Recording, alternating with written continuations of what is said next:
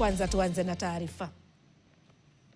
Hali ya taharuki ilishuhudiwa katika shule ya msingi ya Consolata huko Likoni, kaunti ya Mombasa, baada ya viongozi wa dini ya Kiislamu pamoja na baraza la wazee wa miji, viongozi wa eneo hilo kuvamia shule hiyo, wakishtumu usimamizi kwa kuwalazimisha wanafunzi wa kike wa Kiislamu kutovalia hijabu shuleni humo. Kikosi hicho kilivamia shule hiyo kikitaka kukutana na uongozi wa shule hiyo, wakidai uhuru wa kuabudu na kuheshima kwa dini nyingine, na kwa wanafunzi wasio wa Kristo hawapaswi kufanya maombi ya Kikristo pamoja na nyimbo na kuhudhuria ibada kanisani. Wakiongozwa na wenyeji wa Likoni, wameitaka Wizara ya Elimu kuingilia kati na kuhakikisha shule inayofadhiliwa na Kanisa Katoliki inazingatia uhuru wa kuabudu.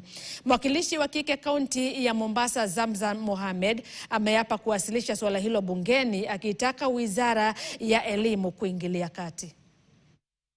Tunafurahi kuangalia nuns, tuangalie hawa nuns wa Catholic wenyewe wanajistiri, wanajivalisha hijab. Hii ni kwamba wao wanajiheshimu na wanaheshimu dini yao.